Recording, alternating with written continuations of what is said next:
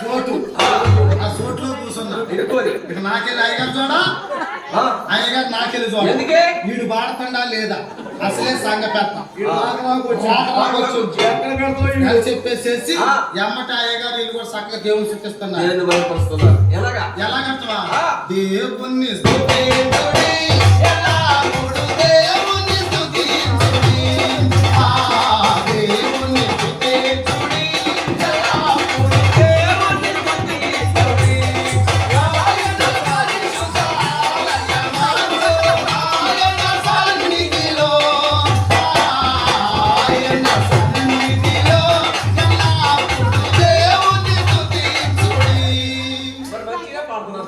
నేను కూడా పాడుతున్నా ఆయన పాడుతున్నా కలిపి కొట్టిన కామేశ్వరం అన్నట్టు మరి అందరు చూస్తున్నారుగా అందుట్లో లేదు నాకు రాదు నేను కూడా పాడుతున్నా దేవుణ్ణి ఇడిచి పెట్టాలి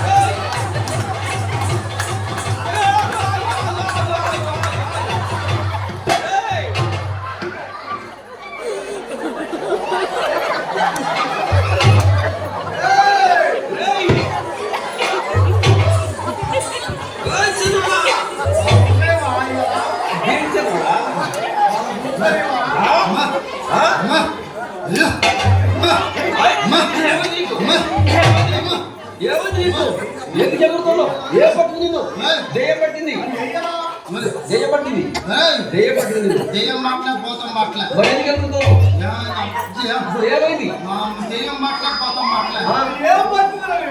నాకా పరిశుద్ధాత్మ వచ్చింది. పరిశుద్ధాత్మ నీకు వచ్చిందా? నువ్వు ఎప్పుడు సన్నిధికి పోయేవాడి కాదు.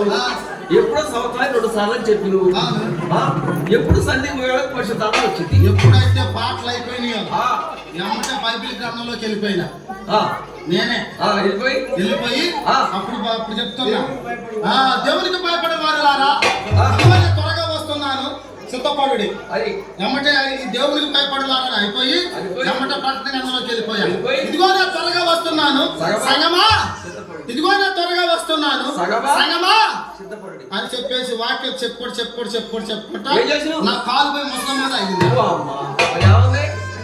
అప్పుడు ముసలమ్మతో అన్నాను అమ్మమ్మ ఏదో చూడలేదు స్వాది అని చెప్పేసి అమ్మమ్మ చెప్పాను. అనేసరికి ముసలమ్మ అంటుంది అయ్యగారండి మీది తప్పలేదులే అండి ఇదిగా నేను వస్తున్నా రేపు నుంచా తప్పుకపోతే నాదే తప్పులయ్యా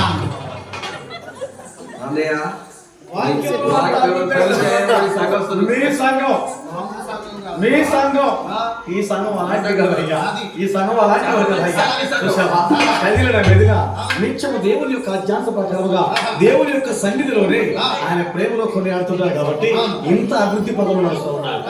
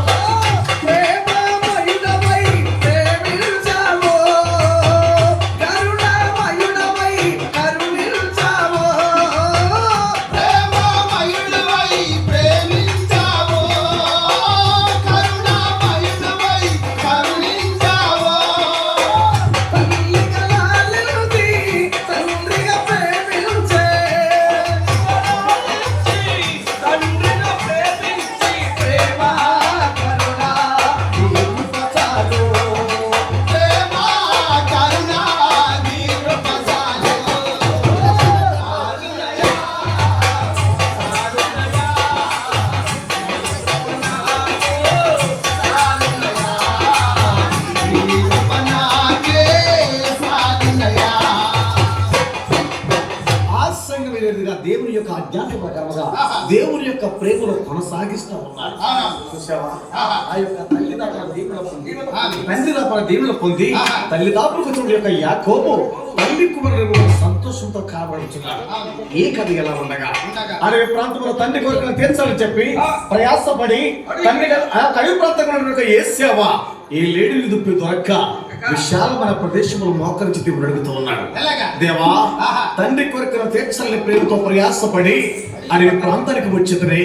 తండ్రి కోరికను తీర్చి తండ్రి దాపన దీవెన పొందిన భాగ్యం నాకు లేదా దేవా అంటూ యొక్క యాకోబండి ఇటు ఏసేవండి అడవి ప్రాంతమందున అయ్యో దేవా దేవా దేవా నన్ను ఆదరించు దేవా.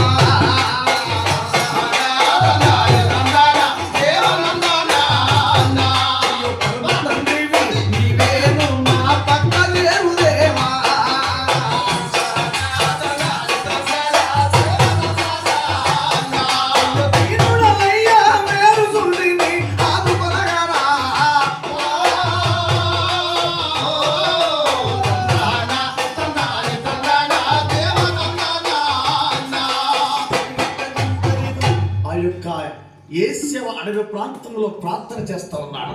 కన్నీరు మున్నీరుగా ప్రార్థన చేస్తా ఉన్నాడు. ఏమిటి దేవా, నాకు పుట్టిన కానించి కూడా అన్ని కష్టాలే పెట్టి ఉన్నావు.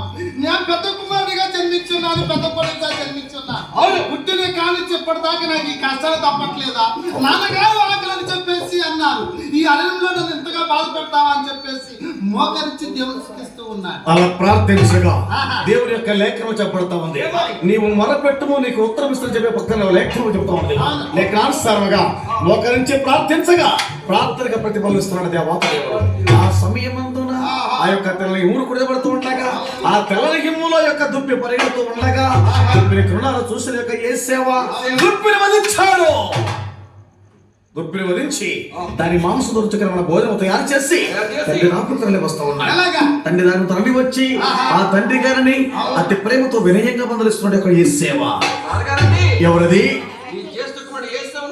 కుమారా, ఏసేవా నిజంగా పెద్ద కుమారుడేనా? ఇప్పుడే కదయ్యా నా దాపునికి వచ్చావు. కుమారా, రుచికరమైన భోజనం తెచ్చి కడుపులో తృప్తిగా భోజనం చేసి యావస్థ దేవుడు కూడా పొందాం కదయ్యా.